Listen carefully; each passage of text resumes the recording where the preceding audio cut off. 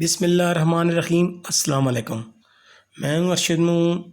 उम्मीद है सब लोग खैरियत से होंगे। आज मैं आपको 10 किलो आलू शोरबे की रेसिपी बनाना सिखाऊंगा, जो कि टेस्ट में भी इंशाल्लाह लाजवाब होगी और जायके में भी बहुत अच्छी होगी। क्योंकि घर में छोटे मोटे फंक्शन चलते रहते हैं, कुरान ख़ानी हो, उसके लिए भी ये रेसिपी बहुत आसान रहेगी। क्योंकि बाज़ार से हम बनवाते हैं, बाज़ार वाले मसाले डलवाते हैं, उससे ये कई गुना अच्छी होगी। क्योंकि इसमें हम घर वाले मसाले डालेंगे, इसमें कोई बाज़ार वाला मसाला नहीं डालेंगे। क्योंकि बच्चे भी होते हैं, बड़े भी होते हैं, छोटे होते हैं, तो बाज़ार वाले मसाले क्योंकि उसमें वो तेज़ डले होते हैं, तो उनका वो इतना अच्छा जायका भी नहीं होता। लेकिन हम आपको जो ये रेसिपी 10 किलो गोश्त आलू वाली सिखाएंगे, इसमें कोई बाज़ार से कोई चीज़ हम नहीं लाएंगे। जो घर में हमारे मसाले होते हैं, हम उनसे आपको ये बीफ आलू शोरबे की रेसिपी बनाना सिखाएंगे। तो आए हम रेसिपी स्टार्ट करते हैं। तकरीबन मैंने 2.5 किलो ऑयल लिया है। आप ऑयल की जगह घी भी ले सकते हैं। मैंने ऑयल लिया और 2.5 किलो तकरीबन मैंने प्याज लिए हैं, जिनको मैंने छोटा छोटा काट लिया है। वो अब इसके ऑयल के अंदर मैं ये डालने लगा हूँ। क्योंकि साथ साथ इसको हल्की आंच पे इनको हल्का हल्का ब्राउन भी करना है। और साथ ही मैं खट्टी हलवा भी बना रहा हूँ, ये भी एक बड़ी मकदार में बना रहा हूँ। इसकी रेसिपी भी बहुत ही आसान सी है, वो मैं आपके साथ नेक्स्ट वीडियो में आपके साथ मैं शेयर करूँगा। तो प्याज़ों को हम हल्का हल्का आहिस्ता आहिस्ता इनको ब्राउन कर रहे हैं। क्योंकि तेज़ आंच पे करेंगे तो ये जल जाएंगे, फिर इनका वो टेस्ट नहीं बनता। जितनी हल्की आंच होगी इतनी अच्छा उनका खूबसूरत कलर आएगा। प्याज़ों का हल्का सा कलर आना शुरू हो गया है। इसमें तकरीबन मैं 150 ग्राम लाल मिर्च डालने लगा।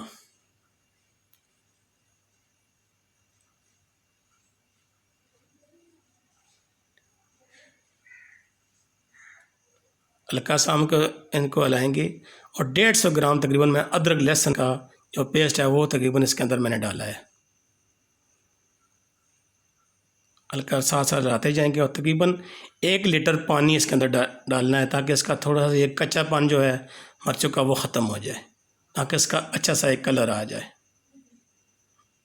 ये देखिए माशाल्लाह इसका हल्का हल्का कलर आना शुरू हो गया है।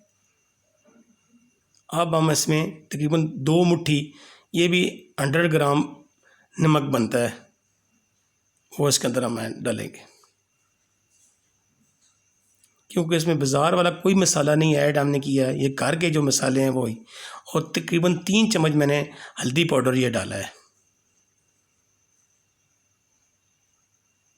बाज़ार से हमने कोई चीज़ इसमें नहीं, मसालों की जो होते हैं वो नहीं डाले हैं। ये घर में मसाले जो होते हैं वो इससे कलर बना रहे हैं। ये देखिए माशाल्लाह इसका। और तकरीबन 2.5 किलो मैंने टमाटर लिए हैं, छोटे छोटे में काट के इसके अंदर मैंने ये डाल दिए हैं। अब इनको हल्का सा साथ साथ लाते जाएंगे, ताकि ये अच्छे से गल जाएं इसके अंदर और एक अच्छा सा इनका कलर आ जाए।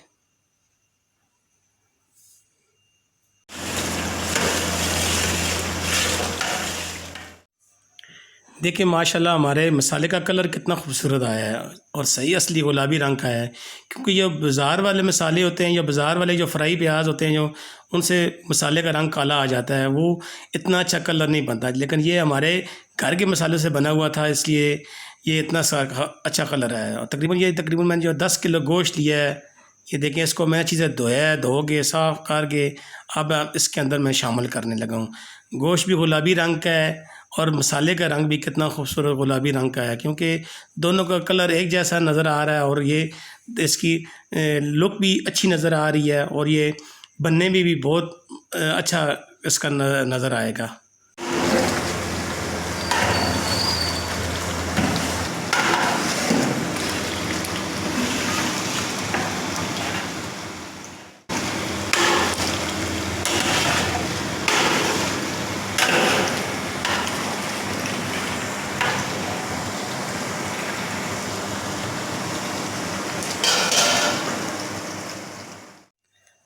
10 मिनट तक हमने गोश्त और मसाले को अच्छी तरह भुना है और इसके अंदर जो पानी था वो खुश्क हो गया है। मज़ीद इसके अंदर मैं 1 लीटर पानी और शामिल करने लगा हूँ, क्योंकि इसके अंदर ज़्यादा पानी नहीं इस्तेमाल करना। गोश्त हमने नरम लिया था, अच्छा गोश्त था, क्योंकि जो गोश्त जो सख्त होता है उसको गलाने के लिए ज़्यादा पानी डालने की ज़रूरत होती है। लेकिन इसका गोश्त अच्छा था और इसलिए हमने इसके अंदर कम पानी डाला। मज़ीद हम इसको 5-10 मिनट तक मज़ीद पकाते हैं। गोश्त को चेक कर लेते हैं कि गला है कि नहीं गला। मैंने इसको चेक किया है, ये माशाल्लाह हाफ से ज़्यादा गल गया है। ये देखिए माशाल्लाह बिल्कुल। और अब हम इसको मज़ीद 5-10 मिनट तक भून लेते हैं, ताकि इसके अंदर जो ये पानी है ये माशाल्लाह खुश्क हो जाए और इसके एक अच्छा सा कलर और रंगत आ जाए। क्योंकि जितना अच्छा हम भूनेंगे माशाल्लाह इतना ही अच्छा इसका कलर आएगा, क्योंकि ये बाज़ार वाले जो मसाले जो है उनसे ज़्यादा कालापन आता है, ये हमारा गुलाबी इंशाल्लाह आएगा।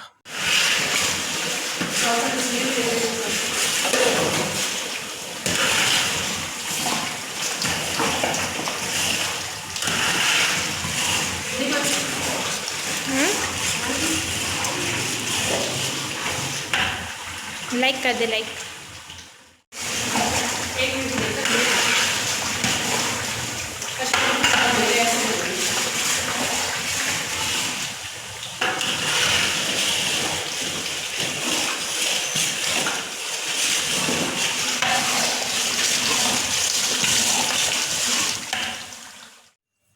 ये मैंने तकरीबन 2 किलो आलू दिए थे।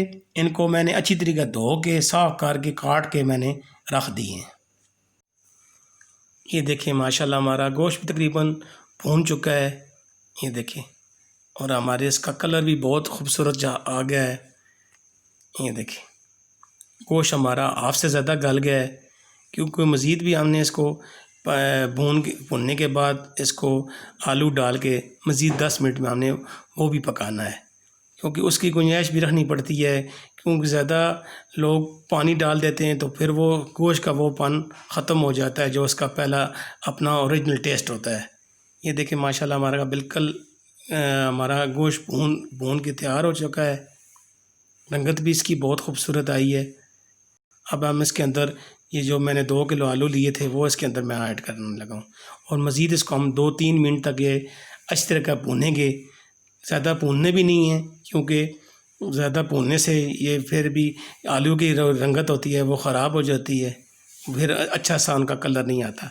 सिर्फ हम इसको 2-3 मिनट तक हम इसको मिक्स करेंगे, ताकि ये इसके अंदर जो मसाला है आलू के अंदर अच्छी तरह चला जाए। ये देखिए साथ साथ हलाते जाएँ।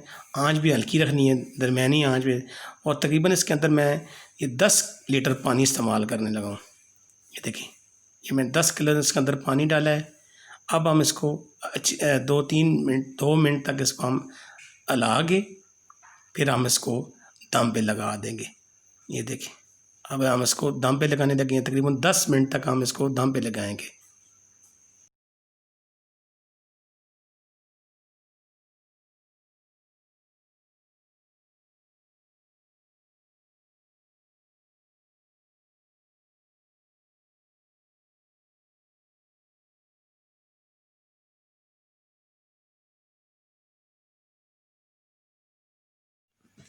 आए 10 मिनट हो चुके हैं।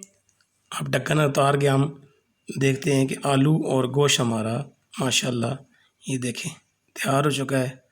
आलू को हम चेक कर लेते हैं कि हमारे आलू गल गए हैं।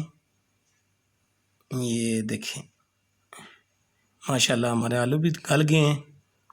अभी हम स्टोव को ऑफ़ कर देते हैं और उसको 5 मिनट तक रख के फिर हम आपको दिखाते हैं आगे। ये देखिए माशाल्लाह हम थोड़ी देर ठंडा हो गया हमारा। अब इसके अंदर मैं 3 से 4 चम्मच गर्म मसाले की और साथ ही हम हरी मिर्चें और हरा धनिया शामिल कर दिया है। ये देखिए माशाल्लाह हमारा तरकारी तैयार हो गई है। माशाल्लाह इसकी रंगत भी बहुत खूबसूरत आई है। देखिए देखें कलर भी बहुत अच्छा नज़र आ रहा है। अल्हम्दुलिल्लाह हमारा बीफ आलू करी तैयार हो चुकी है। ये देखें माशाल्लाह इसकी कितनी अच्छी रंगत नज़र आ रही है, कितना ज़बरदस्त कलर भी है। ये देखें आप इसको नान और चपाती के साथ पेश कर सकते हैं। ये तकरीबन 40 से 50 बंदों के लिए रेसिपी जो मैंने बनाई है ये उनके लिए काफ़ी है। अगर ये मेरी रेसिपी आपको अच्छी लगे तो इसको लाइक करना, शेयर करना, सब्सक्राइब करना। दुआ में याद रखना, अपना ख्याल रखना। अल्लाह हाफिज़।